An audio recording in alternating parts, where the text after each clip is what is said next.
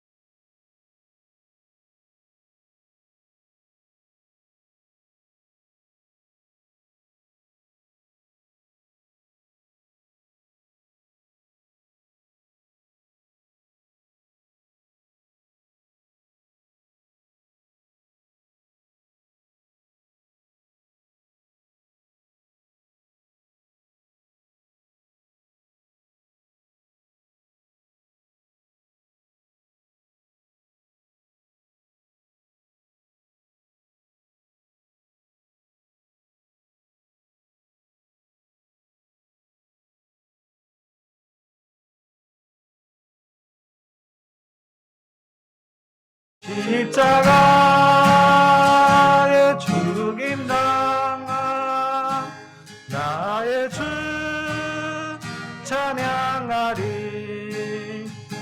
승리하신 구세주를 내가 찬송하리라. 죄와 죽음 지옥 권세 주가 모두 이겼네. 그 신성 찬양하리. 나의 죄 사려고 십자가에 죽임 당한 나의 주 찬양하리. 고마우신 구세주를 내가 찬송하리라. 죽음에서 생명으로 나를 인도하셨네. 그 신성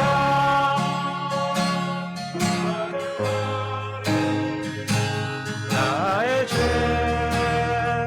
사려고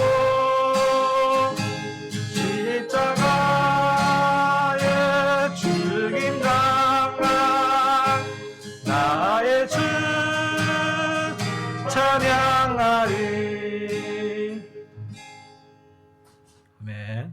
성령이 오셨네. 찬을 주께 나갑시다.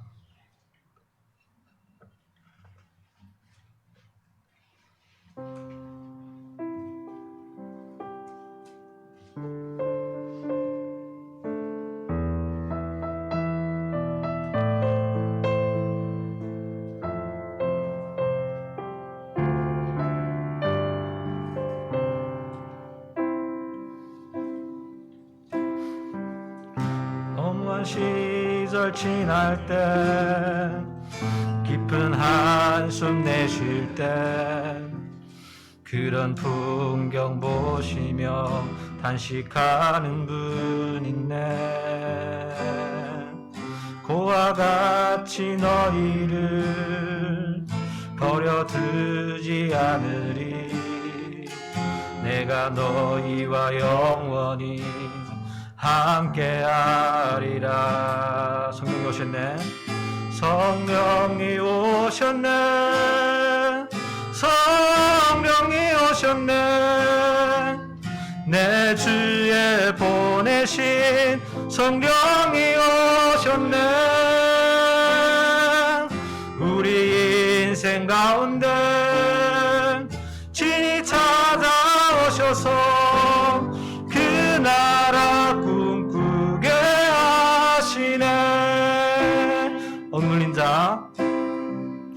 억눌린 자 갇힌 자 자유함이 없는 자 피난처가 되시는 성령님 계시네. 주의 영이 계신 곳에 참 자유가 있다네. 진리의 영이신 성령이 오셨네. 성령이 오셨네. 성령이 오셨네. 내 주에 보내신 성령이 오셨네. 우리 인생 가운데 친히 찾아오셔서 그 나라 꿈꾸게 하시네. 억눌린 자 갇힌 자 억눌린 자 갇힌 자 자유함이 없는 자 피난처가 되시는 성령님 계시네. 주의 영이 계신 곳에 참 자유가 있다네. 진리의 영이신 성령님 오셨네. 성령이 오셨네. 성령이 오셨네. 성령이 오셨네. 내 주에 보내신 성령이 오셨네. 우리 인생 가운데 친히 찾아오셔서 그 나라 꿈꾸게 하시네. 성령이 오셨네. 성령이 오셨네. 성령이 오셨네. 내 주에 보내신 성령이 오셨네.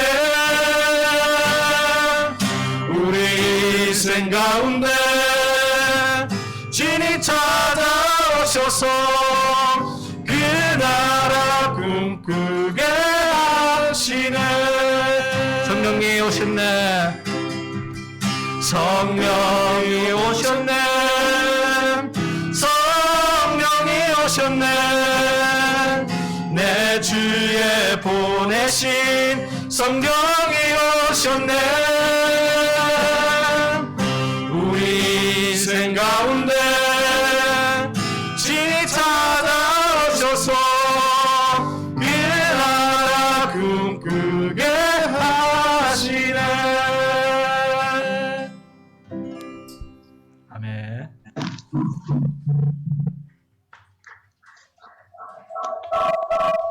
나의 문 열어 주보게 하소서. 정말 이 찬양의 고백이 여러분이 주님께 향한 사랑의 고백이고 주님께 향한 여러분의 마음을 담은 찬양이기를 원합니다. 다 같이 찬양으로 주님께 나아갑시다.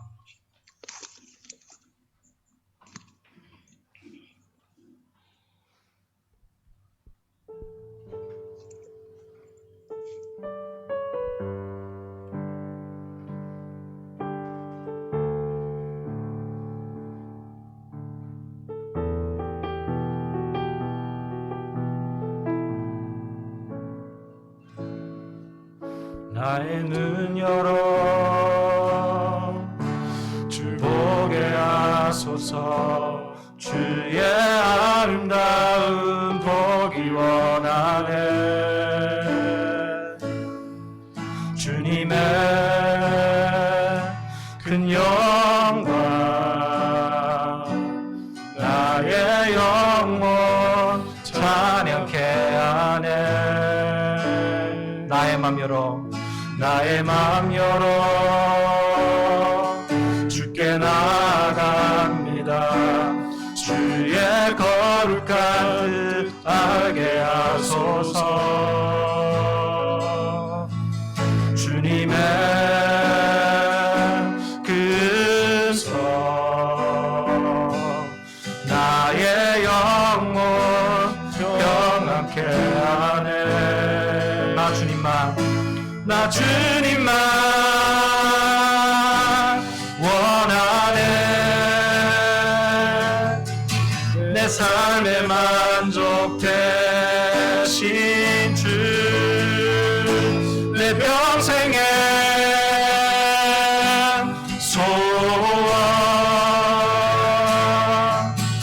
내 주님을 더 사랑하는 것. 나의 눈 열어, 나의 눈 열어 주 보게 하소서. 주의 아름다움 보기 원하네. 주님의 큰 영광 나의 영혼 찬양케 하네. 나의 맘 열어, 나의 맘 열어 주께 나갑니다. 주께 나갑니다. 주의 거룩한 뜻 알게 하소서. 주님의 큰 성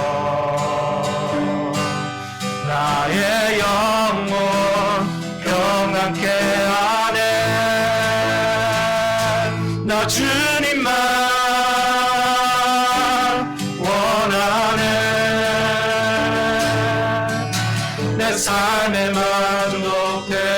만족되신 주 내 평생의 소원. 내 주님을 더 사랑하는 것. 나의 마음 다해, 나의 마음 다해 주님을 경배해. 내 삶 받으소서. 나의 마음 다해, 나의 마음 다해 주님을 경배해. 내 삶 받으소서. 나 주님만 원하네. 내 삶에 만족되신 주 내 평생의 소원. 내 주님을 더 사랑하는 것. 나 주님만 원하네. 내 삶에 만족되신 주 내 평생의 소원. 내 주님을 더 사랑하는 것.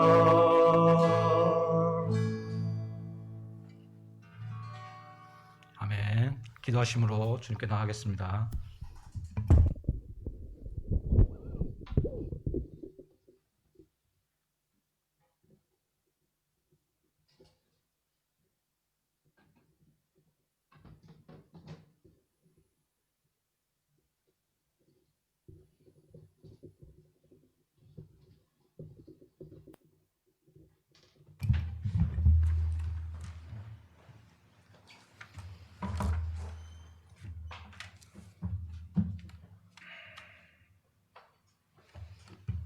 네, 성부, 성자, 성령의 이름으로 2021년 5월 16일 성원교회 주일 조선 예배를 시작하겠습니다. 다 함께 자리에서 일어나셔서 찬송가 10장 전능왕 오셔서로 주 하나님께 영광 올려드리겠습니다. 통일 찬송가는 34장이 되겠습니다.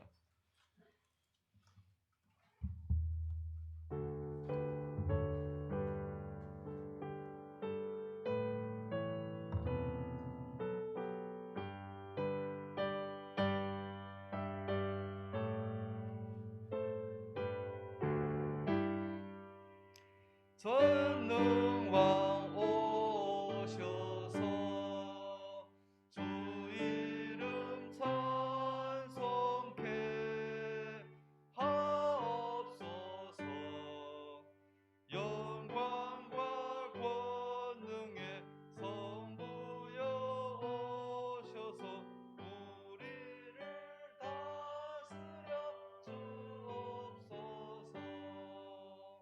영생한 성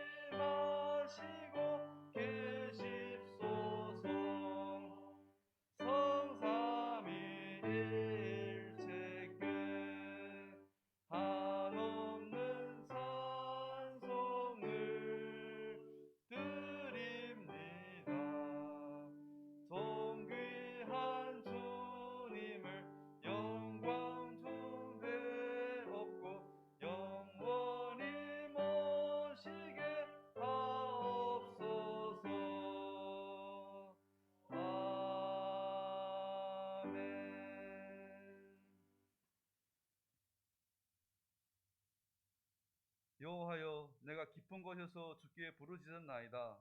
주여, 내 소리를 들으시며 나의 부르짖는 소리에 귀를 기울이소서. 여호와여, 주께서 죄악을 지켜보실진대 주여 누가 서리이까? 그러나 사유하심이 주께 있으면 주를 경외하게 하심이니이다. 나 곧 내 영혼은 여호와를 기다리며 나는 주의 말씀을 바라본도다. 긍휼과 자비와 은혜와 사랑만으로 충만하신 하나님 아버지, 전지전능하시고 이 세상의 주권자이시고 창조주이심을 소리 높이 외치고 찬송하고 고백드립니다. 온 세계가 코로나의 재발로 인해 사태가 심각해지고 있는 가운데 중국 이 땅의 불쌍한 영혼들을 붙잡아 주시고 오늘까지 평안함으로 인도해 주심을 감사드립니다. 몸은 떨어져 있지만 주님 말씀만을 사모하여 이곳으로 심령과 육신이 모일 수 있게 허락해 주셔서 감사합니다. 항상 부족하지만 오늘도 드려지는 예배와 찬양과 기도 주님께서 종전과 똑같이 연락해 주시고 주님께 영광 돌리기를 원하오니 살아계신 우리 주 예수 그리스도 이름 받들어 기도드립니다. 아멘. 예, 성시를 교독하겠습니다. 성시 교독문 11편, 10편, 28편이 되겠습니다. 주보 제3면에 있겠습니다. 예, 한 목소리로 교독하도록 하겠습니다. 여호와여, 내가 부르짖으오니 나의 반석이여 내게 귀를 막지 마소서.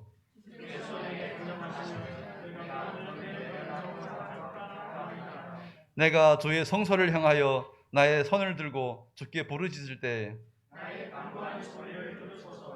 악인과 행악하는 자와 함께 나를 끌지 마옵소서.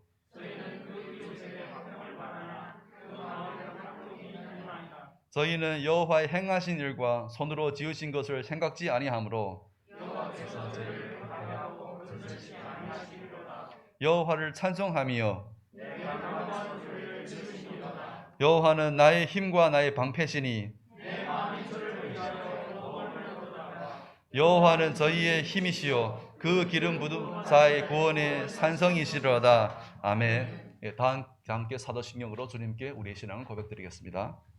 전능하사 천지를 만드신 하나님 아버지를 맹세하며 그 유아들 우리 주 예수 그리스도를 믿사하니 이는 성령으로 잉태하사 동정녀 마리아에게 나시고 본디오 빌라도에게 고난을 받사 십자가에 못 박혀 죽으시고 장사한 지 사흘 만에 죽은 자 가운데서 다시 살아나시며 하늘에 오사 전능하신 하나님 우편에 계시다가 저리로서 산 자와 죽은 자를 심판하러 오시더라. 성령을 믿사오며 거룩한 공유와 성도가 서로 교통할 것과 사는 것과 몸이 다신 것과 영원히 사는 것을 믿사옵나이다. 아멘. 네, 자리에 앉으시겠습니다. 네, 다 함께 찬송가 190장 성령이여 강림하사로 주 하나님께 영광 올려드리겠습니다. 통일 찬송가는 177장이 되겠습니다.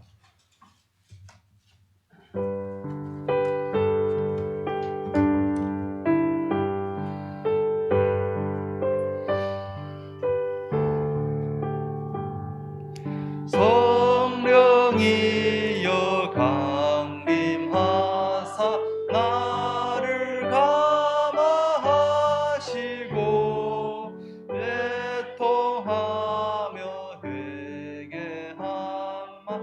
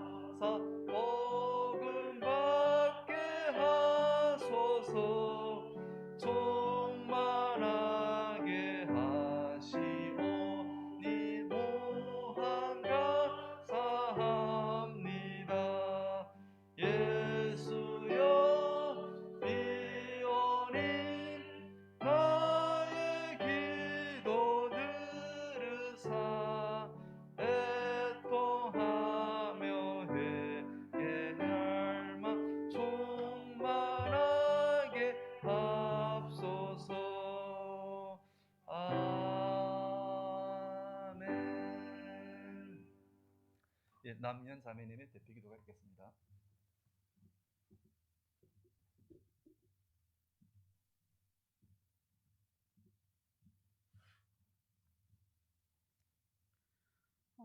创造万有的主，又满有公义与恩典的主，我们今天在这里聚集敬拜，愿你悦纳，愿你带领。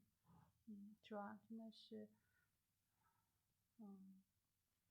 新冠疫情已经来到这个世上1年半多了，主要在这个期间，全球全世界为它付出的代价，那是我们越来越不能担当的。主啊，愿你能够止息这样的一个疫情。虽然在疫情当中显露出人很多的愚昧，很多的自私，但是主啊，求你使我们能够悔改，归到你的面前，将这疫情止息，使我们重新回到能够把口罩摘下来到你的面前，欢呼赞美你的那样的一个时刻。主啊，也感谢你把我们教会的弟兄姐妹放在中国这样的一个，疫情得到很好控制的地方，为这个所有的人所做出的努力向你献上感谢。但是还有很多人仍然受疫情所带来的影响，所以面对困难，也有不少弟兄姐妹虽然不是因为疫情的直接影响，在家庭婚姻当中，在家人的健康当中，在子女的教育当中，在职场求职和求学的过程当中，还面临很多的困难。求你在这样的时刻，使我们愈发的寻求你，愈发的渴慕面对面的认识你，与你更加的亲近。主啊，真的是感谢你，你与我们相亲近，没有一次是在世人所喜爱的福禄寿喜当中，你总是在困难当中，在死荫的幽谷中，在逃亡的旷野当中，在被围困的恐惧中，在将我们吞吃的鱼腹中，真实的来到我们的生命里。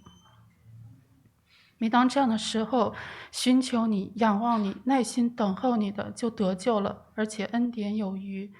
当这样的时候，说神在哪里呢？没有神的那些人，他一生的挣扎所得到的，若不是绝望和死亡，还有什么呢？主啊，在这样的时候，求你不任凭我们，不撇弃我们，救我们，使我们也不撇弃你。感谢你在这样的时候，愿意我们在内心深处的暗夜里，独自与你摔跤角力。求你使我们在角力当中认识你的公义、恩典、全能，在角力之后，因着认识你更深，依靠你更多，就渡过那亚伯的渡口，渡过红海，渡过约旦河，成为生命中承载了你更多恩典和大能的新人。主啊，我们只有从你得力，越与你相亲，越从你支取力量。所以求你使我们的孩子们也与你相亲，使他们从小喜爱你的话语和智慧，更求你与他们的父母相亲，求你带着他们思想自己应该成为如何样的父母，才能给孩子和自己带来真正的祝福。求你与年老的人相亲，使他们每一次思想以后的事情就越来越有平安和盼望。愿你使牧师今天的传讲显露出你的荣美与恩典，也使我们更加渴慕与你相亲，竭力追求认识你，从你得力，被你的荣耀浇灌满意。愿你的旨意在我们身上成就，直到我们见你面的日子。感谢赞美都归于你。这样的祷告是奉主耶稣基督得胜的名求。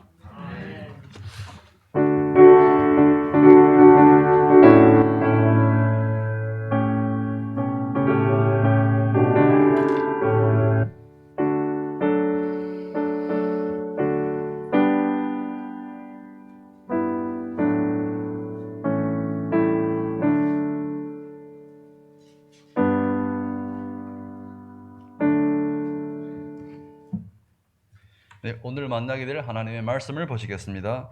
신약 성경 사도행전 1장 1절부터 11절까지 말씀이 되겠습니다. 신약 187페이지에 있습니다. 네, 사도행전 1장 1절부터 14절까지 말씀이 되겠습니다. 제가 봉독해 드리도록 하겠습니다. 데오빌로여, 내가 먼저 쓴 글에는 무릇 예수의 행하시며 가르치시기를 시작하신부터 그의 택하신 사도들에게 성령으로 명하시고 승천하신 날까지의 일을 기록하였노라. 해 받으신 후에 또한 저희에게 확실한 많은 증거로 친히 사심을 나타내사 40일 동안 저희에게 보이시며 하나님 나라의 일을 말씀하시니라. 사도와 같이 모이사 저희에게 분부하여 가라사대 예루살렘을 떠나지 말고 내게 들은 바 아버지 약속하신 것을 기다리라. 요한은 물로 세례를 베풀었으나 너희는 몇 날이 못되어 성령으로 세례를 받으리라 하셨느니라. 저희가 모였을 때에 예수께 묻자와 가로되 주께서 이스라엘 나라를 회복하심이 어느 때이니까 하니 가라사대 때와 기한은 아버지께서 자기의 권한에 두셨으니 너희 알 바 아니요 오직 성령이 너희에게 임하시면 너희가 권능을 받고 예루살렘과 온 유대와 사마리아와 땅끝까지 이르러 내 증인이 되리라 하시니라. 이 말씀을 마치시고 저희 보는 데서 올리워 가시니 구름이 저를 가리워 보이지 않게 하더라. 올라가실 때 제자들이 다시 하늘을 쳐다보고 있는데 흰옷 입은 두 사람이 저희 곁에 서서 가로되 갈릴리 사람들아 어찌하여 서서 하늘을 쳐다보느냐. 너희 가운데서 하늘로 올라오신 이 예수는 하늘로 가심을 본 그대로 오시리라 하였느니라. 제자들이 감람원이라 하는 산으로부터 예루살렘에 돌아오니 이 산은 예루살렘에서 가까워 안식일에 가기 알맞은 길이라. 들어가 저희 요한은 다락에 올라가니 베드로, 요한, 야고보, 안드레와 빌립, 도마와 바돌레메, 마테와 및 알페오의 아들 야고보, 셀로인 시몬, 야고보의 아들 유다가 거기 있어 여자들과 예수의 모친 마리아와 예수의 아우들로 더불어 마음을 같이하여 전혀 기도에 힘쓰니라. 아멘. 아래 성가대에서 정성껏 준비한 찬송 진실하신 주 성령으로 주 하나님께 영광을 드리겠습니다.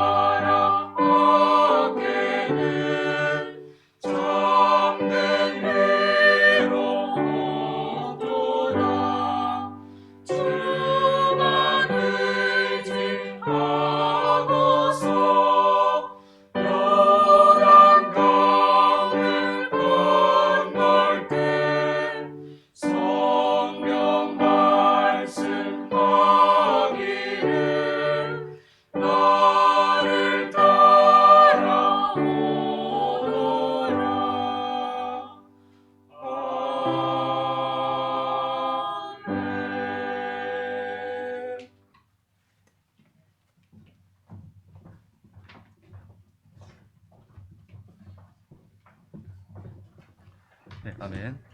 네, 오늘은 성령의 권능이라는 제목으로 목사님께서 말씀을 증거해 주시겠습니다. 주님의 은혜와 함께하는 시간 되시기 바랍니다.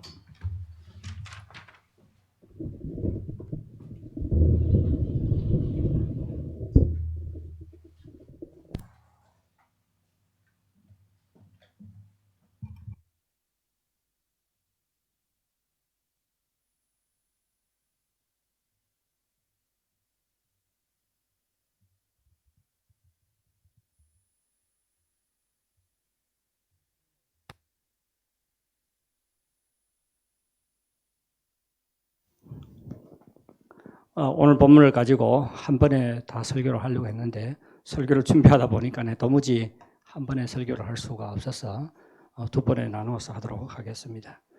잠깐 머리 숙여 기도하겠습니다. 하나님 아버지, 정말로 감사를 드립니다. 우리에게 이런 좋은 장소를 허락해 주시고 또 이렇게 함께 모여서 하나님께 예배를 드릴 수 있어서 정말로 감사를 드립니다. 주님 앞에 모일 때마다 이렇게 함께 모여 예배드리는 것이 얼마나 소중한가를 깨닫게 하시고 정말 전심을 다해서 하나님을 예배할 수 있도록 인도해 주시옵기를 바랍니다. 오늘도 주의 말씀을 들을 때 성령께서 선포되는 말씀을 통해서 우리 각자에게 친히 말씀해 주시고 주의 말씀 안에서 새로운 힘을 얻게 도와주시옵소서. 또 우리의 생명이, 우리의 신앙이 주의 말씀으로 인해서 새롭게 다듬어질 수 있도록 인도해 주시옵기를 간절히 원합니다. 감사하며 예수님의 이름으로 기도하옵나이다. 아멘. 지난 주일이 어머니 절이었지요. 그럼 다음 주일은 무슨 명절입니까? 다음 주일은 오순절입니다. 오순절은 부활절부터 계산합니다. 부활절부터 시작해서 50일째 되는 날이 오순절입니다. 50이라는 뜻에서 오순절이라고 그렇게 부르지요. 구약에서 오순절은 첫 수확을 하나님께 드리는 맥추절입니다. 이 오순절이 우리 그리스도인들에게도 의미가 있는 것은 바로 이 오순절에 성령님께서 임하셨기 때문입니다.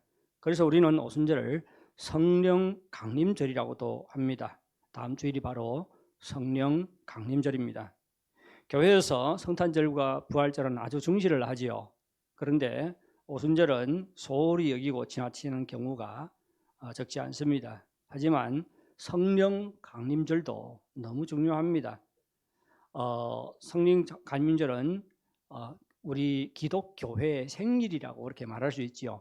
성령께서 강림함과 동시에 기독교회가 탄생을 했습니다. 성령 강림절을 통해서 성령님이 왜 우리에게 오셨는지, 그리고 성령님께서 어떻게 일하시는지 알게 되면 우리의 신앙이 새로워질 수가 있습니다.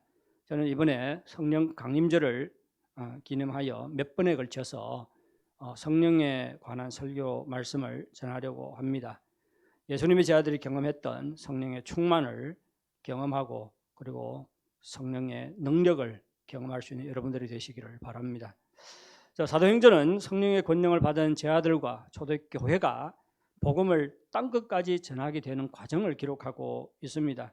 죽음에서 부활하신 예수님께서는 제자들에게 아버지께서 약속하신 것을 기다리라 그렇게 말씀하셨습니다. 그러면 하나님께서 약속하신 것은 무엇이죠? 성령으로 세례를 받는다는 것입니다. 오순절 계통에서는 성령으로 세례를 받는 것을 우리가 예수 믿을 때 성령 받는 것을 말하지 않고 예수 믿은 사람들이 방언을 하거나 어떤 기적적인 경험을 할 때 기적적인 것을 경험을 할 때 그 경험하는 성령의 역사라고 그렇게 해석을 합니다. 하지만 저는 성령 세례는 우리가 예수 믿을 때 성령 받는 것을 의미한다고 믿습니다. 5절에 보면 예수님께서 이렇게 말씀하시지요. 성령으로 세례를 받으리라. 그리고 8절에 보면요. 오직 성령이 너희에게 임하시면 그렇게 말하고 있습니다. 이것은 성령으로 세례를 받는 것이 바로 우리가 예수 믿음으로 성령이 우리에게 임하는 사건임을 말해줍니다. 성령이 임할 때 아무런 외적인 현상이 나타나지 않을 수 있습니다. 하지만 예수님을 믿음으로 성령을 받은 자는 다 성령으로 세례를 받은 것입니다. 여기에 대해서 자세히 설명할 시간이 없기 때문에 지나갑니다. 만일 오순절 신학에 영향을 받아서 제가 하는 말을 도무지 받을 수 없는 분이 계시다면 저에게 개인적으로 연락해 주시기 바랍니다. 그러면 제가 고린도 전서나 다른 성경 말씀을 통해서 자세하게 설명을 드리겠습니다. 예수님은 성령님이 제 아들에게 임해서 성령 세례를 받으면 어떤 결과가 나타날 것이라고 약속하고 있습니까? 8절 나오죠. 8절에 보십시오. 오직 성령이 너희에게 임하시면 너희가 권능을 받고 예루살렘과 온 유대와 사마리아와 땅끝까지 이르러 내 증인이 되리라. 그렇게 약속하고 있습니다. 성령이 임하면 성령의 권능을 받는다고 말합니다. 그래서 예수님의 증인이 될 것이라고 약속하고 있지요. 예수님의 약속대로 성령님이 예수님의 제자들과 초대교회에 임했습니다. 그들은 권능을 받았어요. 그리고 복음을 땅끝까지 증거하는 증인의 사명을 감당을 했습니다. 사도행전은 그 과정을 기록하고 있습니다. 사도행전을 보면 성령이 임하면 권능을 받고 증인이 될 것이라는 예수님의 약속으로 시작을 하지요. 그리고 사도행전 마지막에 가면 무엇을 기록하고 있어요? 처음 사도행전을 읽으면 왜 이렇게 끝나지? 그런 느낌이 들 때가 있습니다. 딱 마치 결론이 없는 것 같아요. 그런데 사실 사도행전의 마지막 부분은 가장 좋은 결론입니다. 마지막 부분에 뭘 기록하고 있어요? 사도 바울이 로마에 가서 셋집이지요. 연금 상태에 있었습니다. 그 자기 셋집에서 어떻게 해요? 복음을 거침없이 전했는데 막는 사람이 없더라. 그렇게 끝을 맺고 있습니다. 이것은 우리에게 무엇을 말해주고 있습니까? 보세요. 교회 성령이 임했습니다. 예수님의 제자들에게 성령이 임했어요. 그리고 그들이 정말로 어려운 과정을 거치면서 복음을 전합니다. 그리고 마지막 어디까지 복음을 전해요? 로마 제국의 심장이 되는 로마까지 가서 복음을 전합니다. 이것은 무엇을 말해줍니까? 복음의 승리지요. 성령의 역사의 결과입니다. 예수님의 약속이 현실로 이루어졌음을 우리에게 보여주고 있는 것입니다. 성령께서 능력으로 역사한 결과입니다. 그러면 초대교회가 받은 성령의 권능은 어떠한 권능입니까? 사도행전을 보면 예수님의 제자들이 일으킨 기적을 많이 기록을 하고 있습니다. 베드로가 안전병기를 일으키지요. 3장에 나옵니다. 그리고 5장에 가면 아나니아와 삽비라 부부가 거짓말을 한 것 때문에 베드로의 말을 듣고 그 자리에서 즉사합니다. 베드로는 천사의 도움으로 죽기 전날 깊은 감옥에서 쥐도 새도 모르게 벗어날 수가 있었습니다. 그리고 사도 바울은 전도여행 과정에서 귀신을 쫓아내고 병을 고치고 많은 기적을 행했습니다. 그리고 자신이 독사에 몰렸는데도 죽지 않는 기적이 일어나지요. 베드로와 바울 같은 사도뿐만 아니라 스데반, 빌립과 같은 집사들도 많은 표적과 기사를 행했다고 사도행전은 우리에게 말해주고 있습니다. 그래서 사람들은 성령의 권능이 어떤 권능이라고 생각을 해요? 단순히 이러한 기적을 행하는 능력인 것으로 생각을 합니다. 권능을 받고 어떻게 해야 되죠? 손만 뻗으면 사람들이 넘어지고, 그렇지요? 내가 말만 하면 믿게 되고 병이 낫고 이런 그 기적을 행하는 능력으로 생각을 합니다. 하지만 이것은 잘못된 생각이에요. 기적을 행하는 능력, 성령의 권능 맞습니다. 하지만 성령의 권능은 단순히 기적을 행하는 외적인 권능만이 아닙니다. 성령의 권능에는 외적인 권능 외에도 내적인 권능도 포함됩니다. 우리가 사도행전을 보면 예루살렘의 성도들은 재산과 자기의 소유를 팔아서 가난한 사람들의 필요를 채워주었지요. 베드로와 요한은 복음을 전한 것 때문에 붙잡혀 감옥에 갇히고 협박과 공갈을 당하고 채찍에 얻어맞았지만 오히려 예수님의 이름 때문에 능욕받는 것을 기뻐했다고 말하고 있습니다. 이거 뭐예요? 이것은 성령의 능력 아닙니까?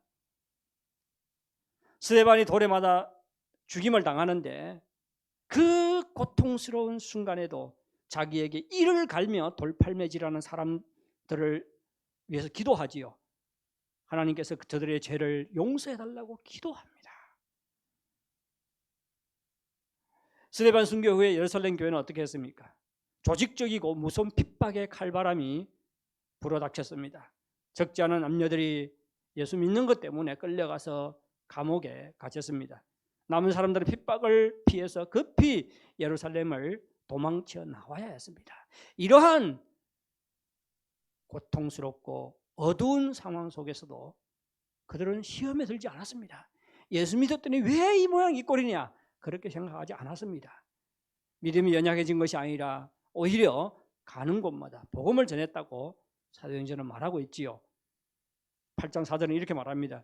그 흩어진 사람들이 두루 다니며 복음의 말씀을 전할세. 극심한 핍박 때문에 고향을 등지고 도망길에 오른 급박한 상황 속에서도 그들은 가는 곳마다 복음을 전했던 것입니다. 이러한 모든 것 성령의 권능이 아니라고 누가 말할 수가 있겠습니까? 초자연적인 사건으로서의 기적은 아니지만 여전히 성령의 권능입니다. 성령의 내적인 권능이죠. 사도행전뿐만 아니라 성경의 다른 부분에도 이러한 내적인 권능을 훨씬 많이 기록하고 있습니다. 사도 바울은 고린도전서 4장에서 자신이 복음을 증거하는 과정에 어떠한 고생을 했는지를 이렇게 말하고 있습니다. 제가 읽어드릴게요. 사도행전 4장 11절부터 13절까지의 말씀입니다. 바로 이 시각까지 우리가 줄이고 목마르며 헐벗고 매맞으며 정처가 없고 또 수고하여 친히 손으로 일을 하며 모욕을 당한 적 축복하고 박해를 받은 적 참고 비방을 받은 적 권면하니 우리가 지금까지 세상의 더러운 것과 만물의 찌꺼기 같이 되었도다. 저는 이걸 보면서요, 내가 만약에 이런 삶을 살아야 된다는 것을 알게 된다면 목사할 것 같아요? 안 할 것 같아요? 할 수 있는 믿음이 생기겠습니까? 안 할 것 같아요. 저도 예수 믿은 후에 한동안 가난하게 살았던 적이 있습니다. 뭐 지금도 가난하지만 가난하게, 아주 가난하게 살았던 적이 있어요. 하지만 제가 설교를 준비하니 보니까네, 사도 바울이 겪은 것에 비하면 아무것도 아니더라고요. 제 줄인 적이 있어요, 없어요? 줄인 적이 없습니다. 목마른 적이 없어요. 헐벗은 적은 더구나 없습니다. 저는 매달 월급을 꼬박꼬박 받으면서 섬겨왔습니다. 하지만 바울은 친히 수고하고 일하면서 섬겼습니다. 저는 사람들의 칭찬과 인정을 받으며 섬겨왔습니다. 하지만 사도 바울은 모욕을 당하고 비방을 받고 만물의 찌꺼기같이 취급받으면서 섬겨왔습니다.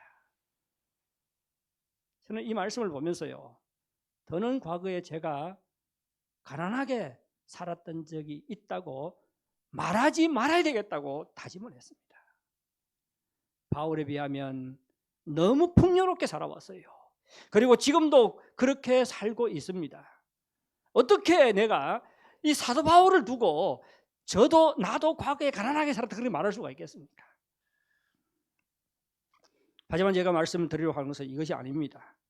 바울은 가난하고 수고하고 물질적인 공급을 받지 못하고 심지어 모욕과 비방과 박해를 당하는 상황 속에서도 시험에 빠져 나가 자빠지지 않았다는 것입니다.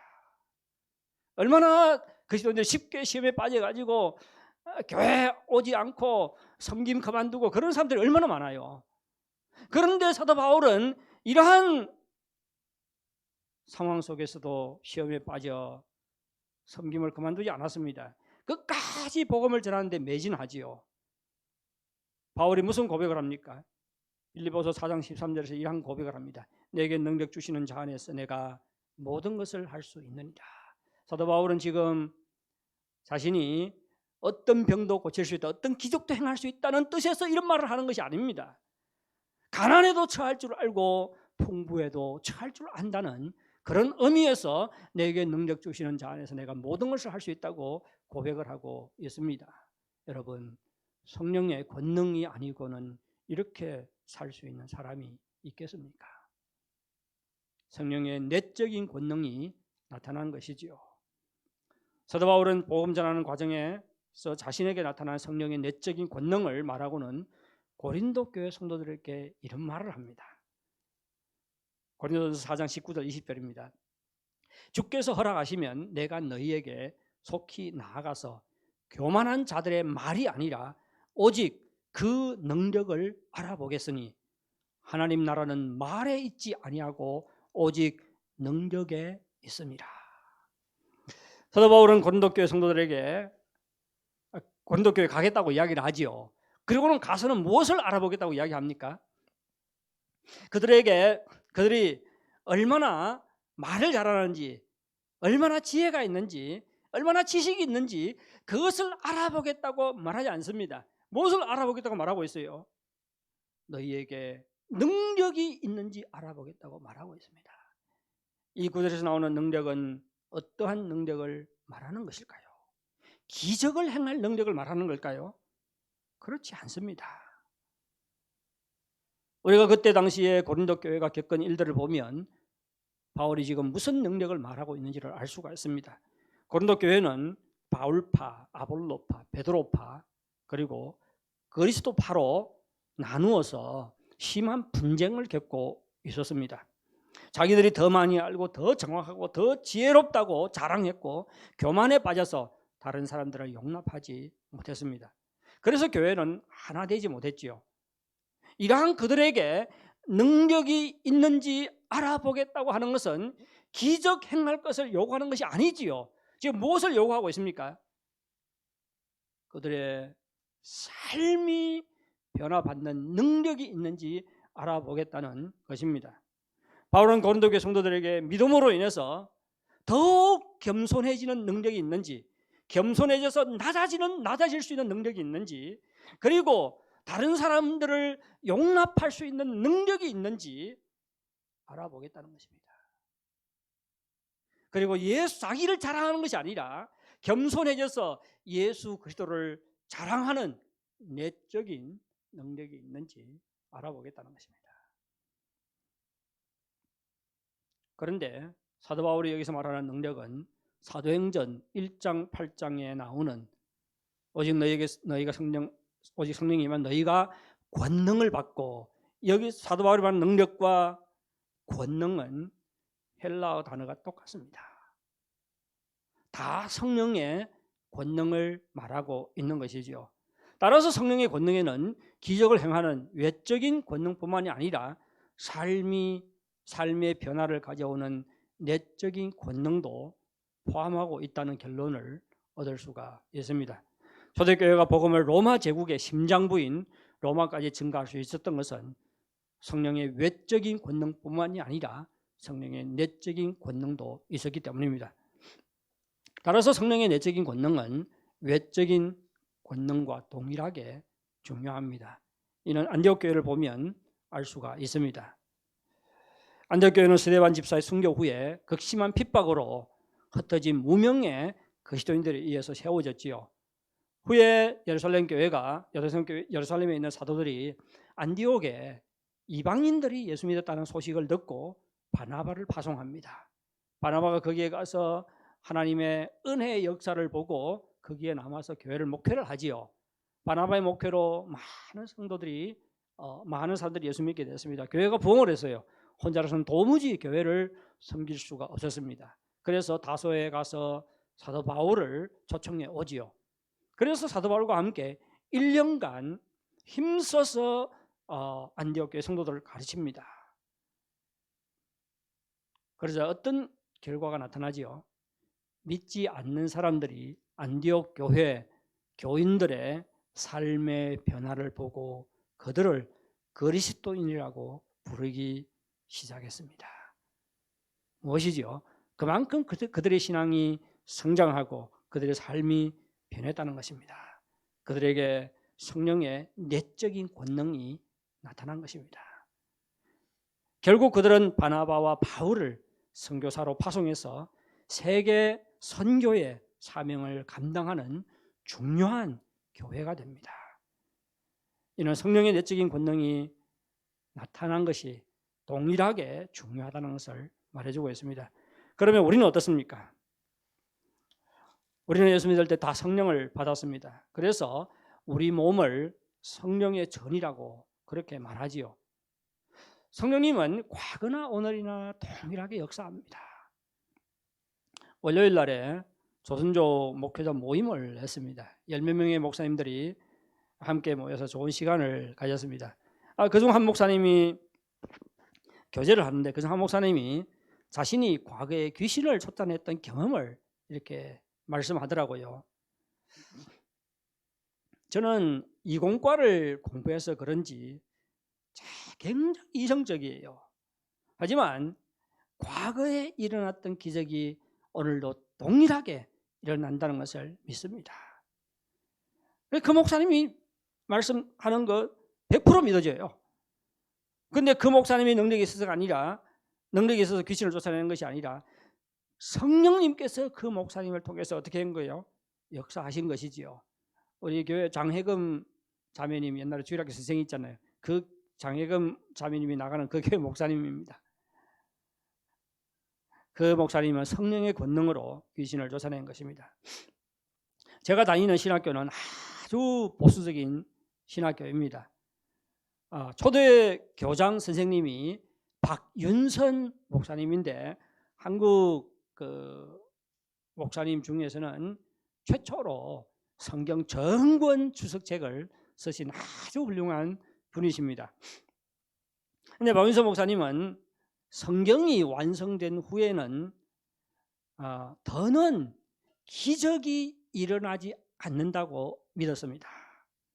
그러니 귀신을 쫓아내고 그리고 기도로 병이 낫고 방언을 하는 것, 이런 모든 것을 믿지를 않았어요. 그리고 그렇게 학생들을 가르쳤습니다. 그런데 이분이 한 번은 기도하다가 방언이 터졌습니다.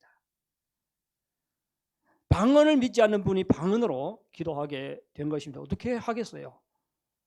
어떻게 해야 되죠?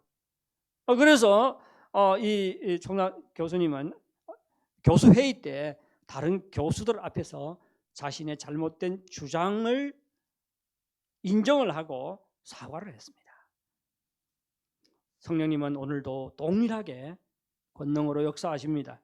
따라서 우리의 제한된 이성으로 성령의 역사를 제한하지 말아야 합니다. 어려움에 부딪힌 사람이나 병든 사람들을 만날 때 담대하게 예수님의 이름으로 기도해 주시기 바랍니다.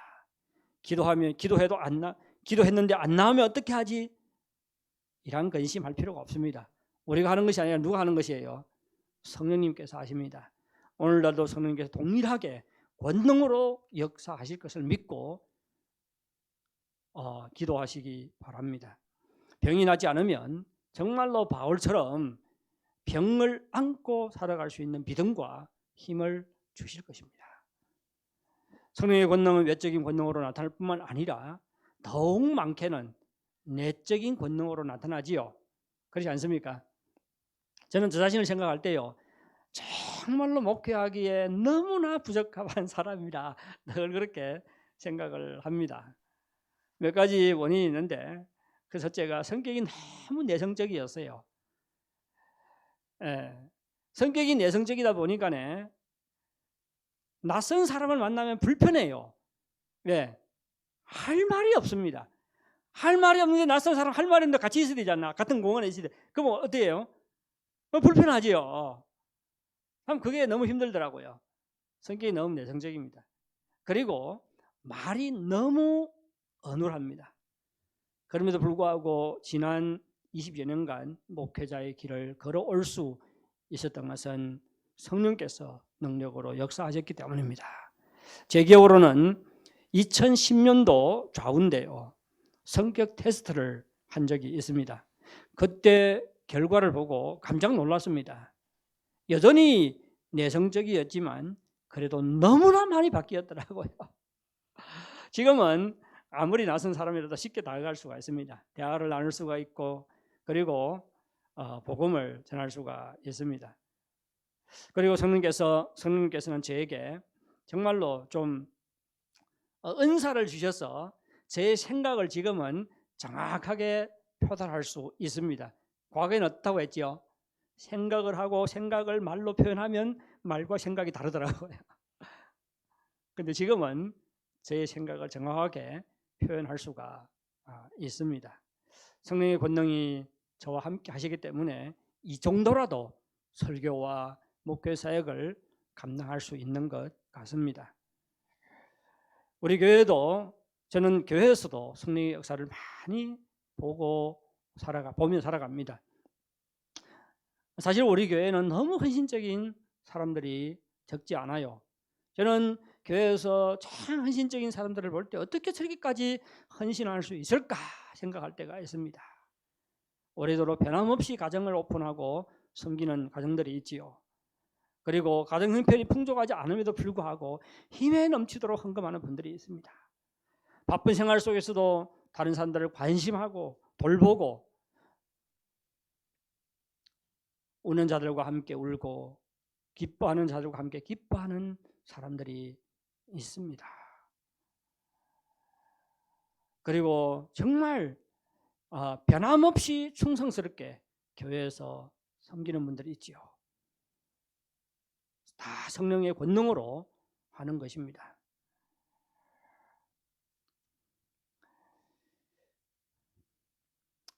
제가 이름을 말하면 다 아는 사람들이기 때문에 구체적으로 말씀드리지 않는 거 양해하시기 바랍니다. 우리 교회가 개척된 지 16년째인데 지나온 세월 동안 저는 우리 교회에서 너무 아름다운 섬김의 사건들을 많이 경험했습니다. 성령의 권능이 아니오고는 이러한 일들이 벌어질 수가 없지요. 하나님께서 우리의 눈들을 열어주셔서 오늘날 우리 가운데 역사하시는 성령의 권능을 볼 수 있기를 바랍니다. 그래서 성령의 권능을 더욱 많이 체험하는 여러분들이 되시기를 바랍니다. 그런데 성령님이 변함없이 역사하시는데 왜 우리는 자주 연약해지는 걸까요? 우리가 예수 믿을 때 다 성령이 우리에게 임했습니다. 예수님께서는 성령이 임하면 성령의 권능을 받는다고 약속하셨습니다. 그런데 성령을 받은 우리가 쉽게 연약해지고 흔들리고 시험에 들고 신앙생활에 열정이 없는 것은 무엇 때문입니까? 왜 성령의 권능이 나타나지 않는 것이죠? 여러 가지 원인이 있겠지만 제가 오늘 두 가지만 말씀드리겠습니다. 우선 성령을 의식하지 않기 때문입니다.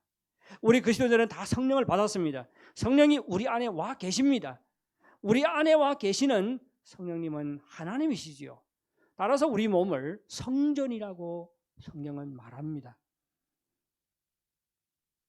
그런데 문제는 많은 그리스도인들이 성령을 의식도 하지 않고 살아간다는 것입니다. 우리 안에 계셔서 일하시고 역사하시는데도 불구하고 성령님의 존재조차 의식하지 않고 살아갑니다. 성령을 무시합니다. 따라서 성령과 상관없이 매일매일 살아갑니다.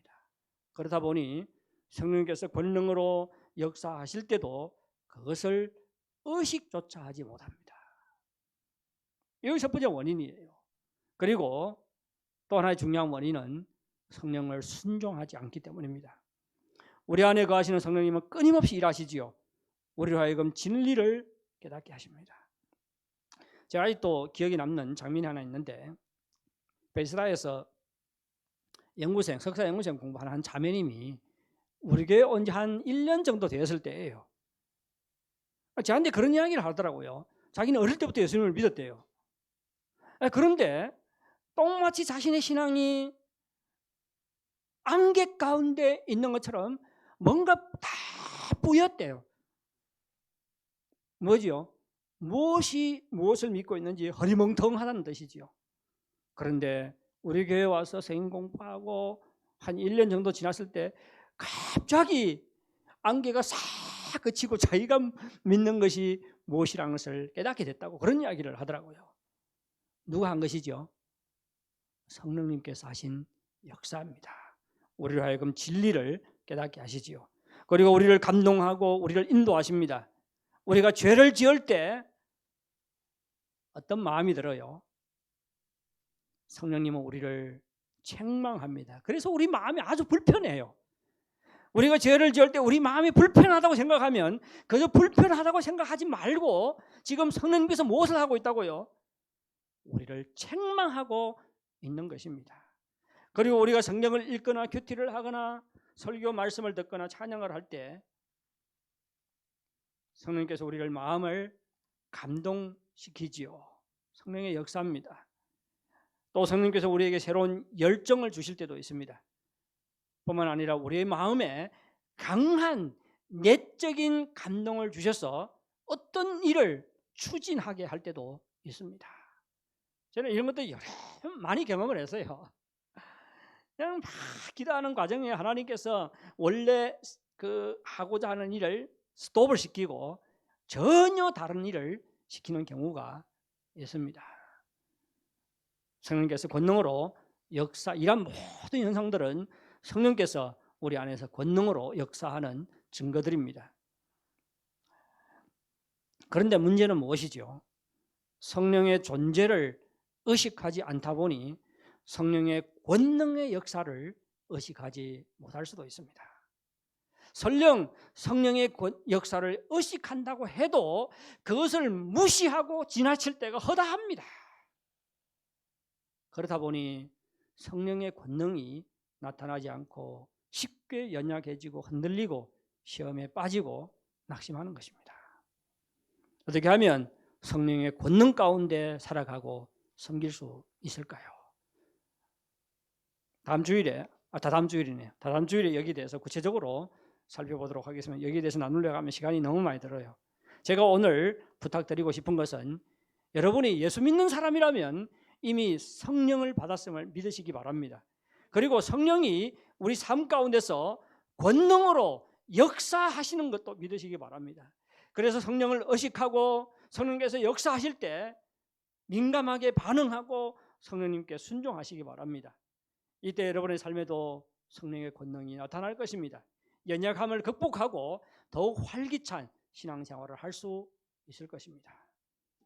북경의 동쪽에 한 좋은 대학이 있는데 그 대학에 어떤 여교수님이 계십니다. 이 여교수님은 제 친구 목사님 교회의 성도입니다. 이 자매님은 아주 이성적입니다. 너무 똑똑해요. 너무 훌륭하고 너무 똑똑합니다. 대신 이런 사람은 종종 어떤 사람들이죠? 너무 이성적이죠. 이성적입니다. 그래서 목사님의 설교가 좀 마음에 안 들어요. 그럼 어떻습니까? 자주 판단하고 그랬습니다. 그런데 목사님의 제안으로 창세기 1장 2장을 깊이 묵상하는 중에 신앙의 변화를 경험을 합니다. 하나님의 창조가 잘 믿어지지 않았는데 창세기 1장 2장을 반복해서 읽고 묵상하는 과정에 자신의 이성을 초월한 하나님의 창조를 그대로 믿게 됩니다. 그리고 하나님의 창조 앞에서 자신의 이성이 얼마나 보잘것없는가를 깨닫게 돼요. 자신의 한계를 깨닫게 되죠. 그래서 교만을 내려놓고 하나님의 뜻을 따라서 행하기 시작합니다. 그분의 집에 전직으로 일하는 보호무가 한 분 계셨어요. 그래서 이 여선생은 거의 밥을 하지 않습니다. 빨래를 하지 않습니다. 그런데 창세기 묵상을 통해서 삶의 변화를, 신앙의 변화를 경험한 다음에 남편과 아들을 위해서 친히 밥을 하기 시작합니다. 그렇게 하고 싶었어요.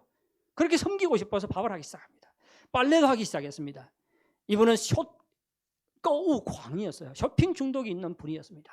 그래서 매일 따바오 샤오바오 그 콰이디를 받았습니다. 그런데 쇼핑하는 것을 다 끊어버렸습니다. 그러자 남편의 평가가 달라졌어요. 그분의 남편도 같은 대학 경영학원의 원장 선생님입니다.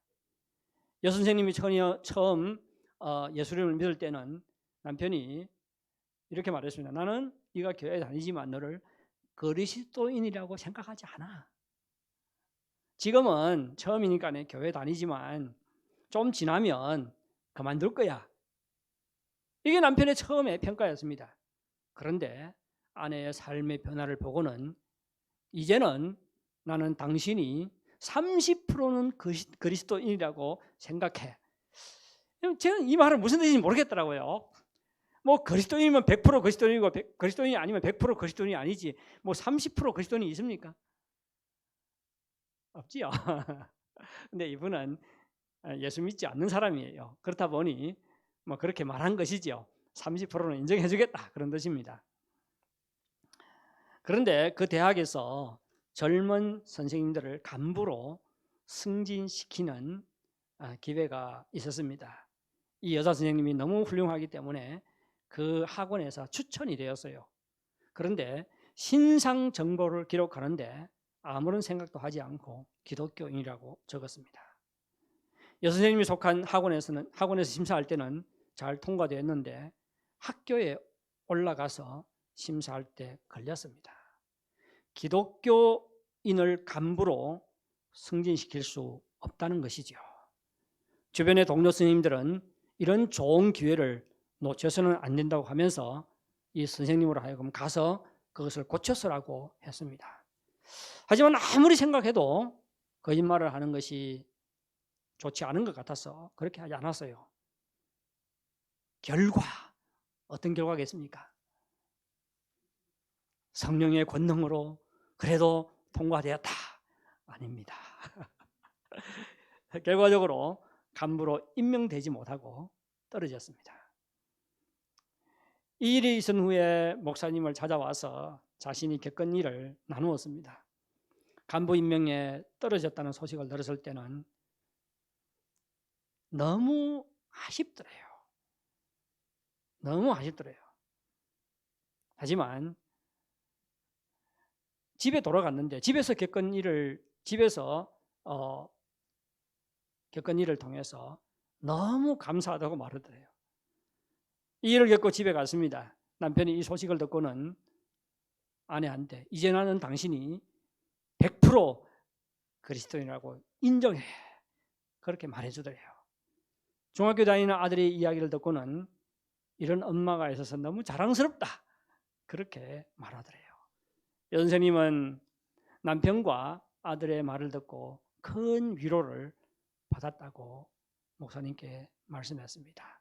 그리고는 자신이 이런 것보다 얻은 것이 훨씬 많다는 것을 깨달았다고 말씀하더래요.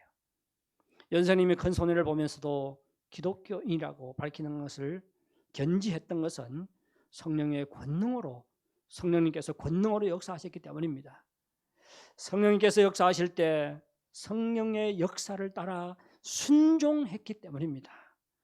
그는 많은 것을 잃었습니다. 더는 승진할 기회가 없을 것입니다. 하지만 이를 통해서 하나님이 가장 기뻐하는 일을 했던 것입니다. 그것은 아직도 예수 믿지 않는 남편에게 예수 그리스도를 증거한 것이지요. 큰 손해와 희생을 감수하면서라도 신앙을 지키는 것은 가장 강력한 증인의 삶입니다. 하나님께서 전국에서 큰 상급으로 갚아주실 줄 믿습니다. 사랑하는 여러분, 성령의 권능에는 기적을 행하는 외적인 권능이 있는가 하면 삶의 변화를 일으키는 내적인 권능도 있습니다. 오늘날도 성령님은 권능으로 역사하시는 것을 믿으시기 바랍니다. 그래서 늘 성령을 의식하고 사시기 바랍니다. 성령의 역사에 민감하게 반응하고 순종하시기 바랍니다. 이때 우리도 성령님께서 권능으로 강력하게 역사하는 것을 경험할 수 있을 것입니다. 우리의 연약함을 극복하고 예수 그리스도의 증인의 사명을 감당할 수 있을 것입니다. 우리 다 같이 찬양 한 곡 부르고 같이 기도하도록 하겠습니다. 할 수 있다 하시니는 여기 보면 믿음만이 능력이라, 사랑만이 능력이라, 희생만이 능력이라, 기도만이 능력이라, 그렇게 가사가 나옵니다.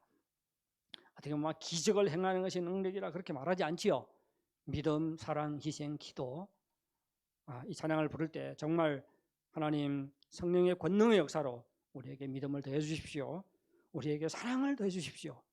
희생할 수 있는 그러한 능력을 더해 주십시오.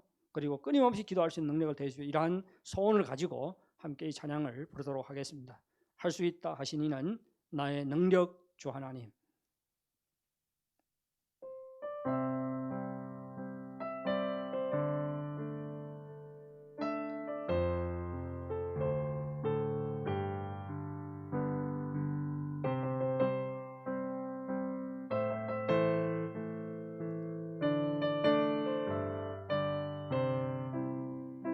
할 수 있다 하시니는 나의 능력 주 하나님.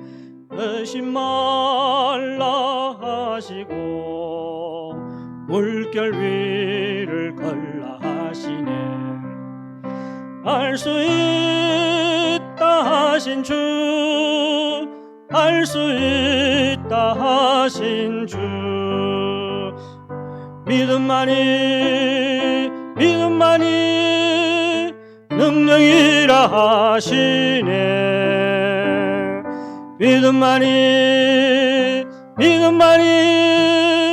능력이라 하시네. 할 수 있다 하시니는 나의 능력 주 하나님. 나를 바라보시고 능력 준다 하시네. 할 수 있다 하신 주, 할 수 있다 하신 주. 사랑만이 능력이라 하시네. 사랑만이 능력이라 하시네. 할 수 있다 하시니는 나의 능력 주 하나님. 주저 말라 하시고 주저 말라 하시고 십자가를 지라 하시네. 십자가를 지라 하시네. 할 수 있다 하신 주, 할 수 있다 하신 주. 희생만이 능력이라 하시네. 희생만이 능력이라 하시네. 할 수 있다 하시니는 나의 능력 주 하나님. 낙심 말라 하시고 기도하라 하시네. 할 수 있다 하신 주, 할 수 있다 하신 주. 기도만이 능력이라 하시네. 기도만이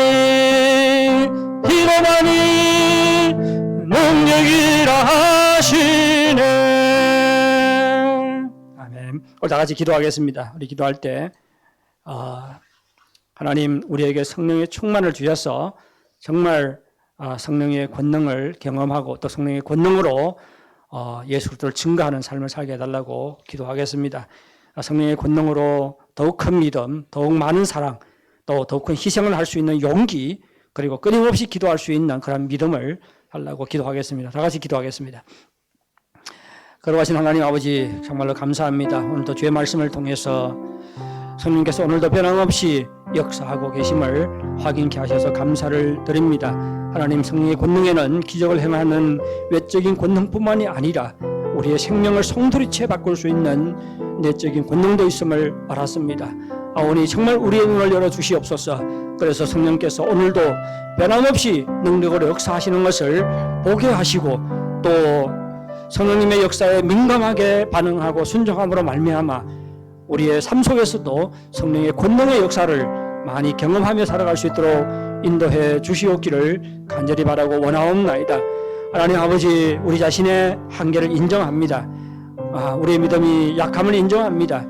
그럼에도 불구하고 하나님께서 우리를 부르셔서 예수 그리스도의 증인으로 세워싸우니 우리에게 성령의 능력을 허락해 주시고 우리 자신이 성령의 능력에 힘입어서 예수 그리스도의 증인으로 살아갈 수 있도록 인도해 주시옵기를 간절히 바라고 소원하옵나이다. 정말로 우리에게 믿음을 더하여 주시옵소서. 정말 사랑할 수 있는 능력을 허락해 주시옵소서. 십자가를 지고 좁은 길, 희생의 길을 갈 수 있는 그런 능력을 우리에게 허락해 주시옵기를 간절히 바라고 원하옵나이다. 낙심과 절망의 상황 속에서도 끊임없이 기도할 수 있는 그런 능력을 우리에게 허락해 주시옵소서. 그래서 우리의 삶을 보는 사람들이 우리가 믿는 예수 그리스도를 알아갈 수 있도록 도와주시옵기를 간절히 바라고 원하옵나이다. 하나님 아버지, 감사합니다.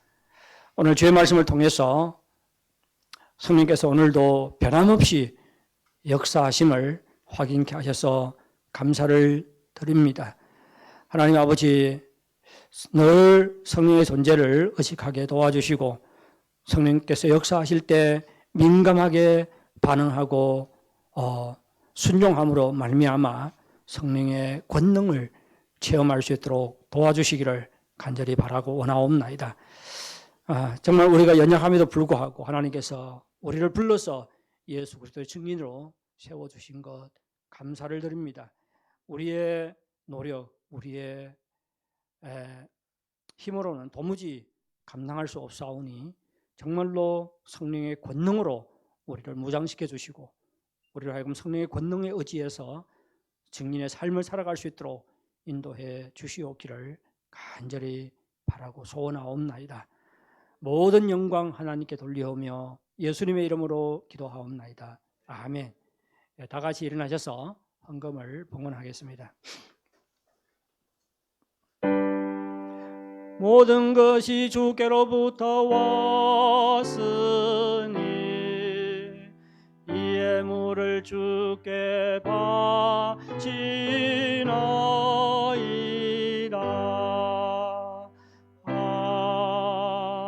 아멘. 하나님 아버지, 우리에게 일자리를 주시고 또 우리 일터를 통해서 우리의 필요를 공급해 주시니 정말로 감사를 드립니다.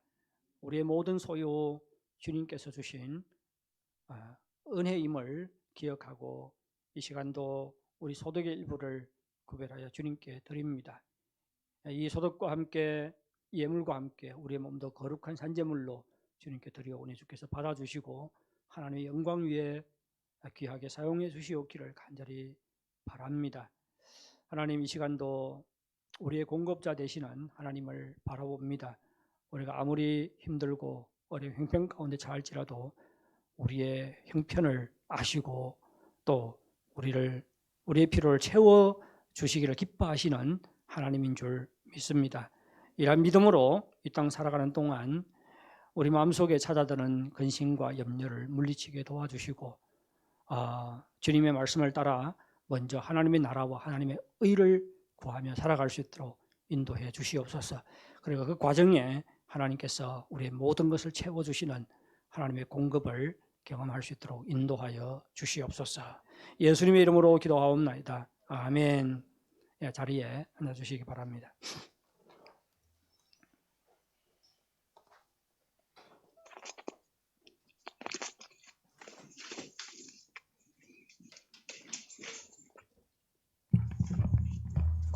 네, 성도의 교제 시간을 드리겠습니다.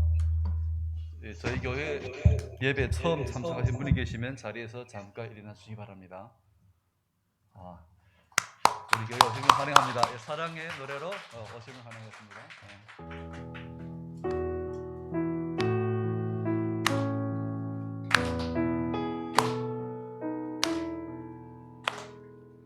예수 사랑 나의 사랑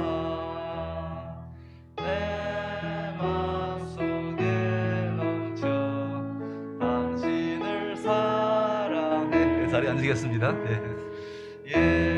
예수 사랑 나의 사랑 내 마음속에 넘쳐 당신을 사랑해. 예, 다시 한번 큰 박수로 저희 여주를 환영합니다. 계속해서 교회 소식을 말씀드리겠습니다. 오늘 오후 성경 공부 정상 진행합니다. 그리고 저희 오후에 예배드리는 다른 그 교회가 있는데요. 그래서 화장실 청소를 이제 같이 하실 수 있는 분들이 있으면은 적극 참가하고 지원해주기 바랍니다. 이상 교회 소식을 마치겠습니다. 다 함께 자리에 일어나셔서 찬송가 주여 복을 구하오니로 오늘 예배를 마치도록 하겠습니다.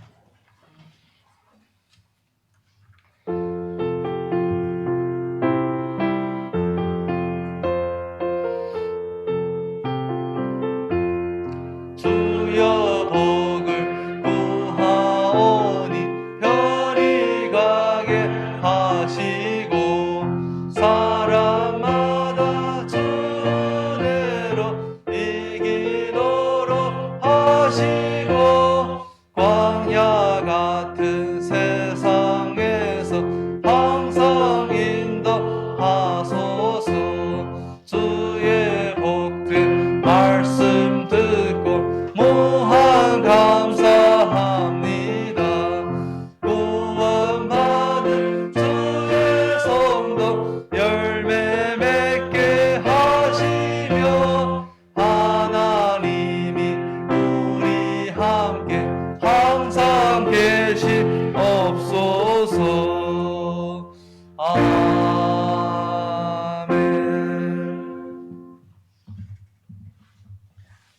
지금은 우리 주 예수 그리스도의 은혜와 하나님 아버지의 무한하신 사랑과 성령 하나님의 감화 감동 충만 인도하심의 역사가 주의 말씀을 듣고 성령으로 충만하여 성령의 권능으로 증인의 삶을 살기를 소원하는 모든 성도들 위에, 그 가정 위에, 직장 위에, 산업 위에, 그리고 이 교회 위에 영원토록 함께 있을지어다. 아멘.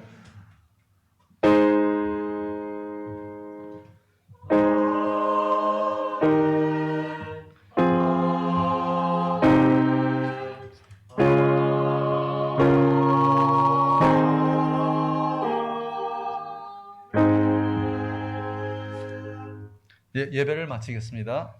성령님과 함께하는 한 주가 되시기 바랍니다.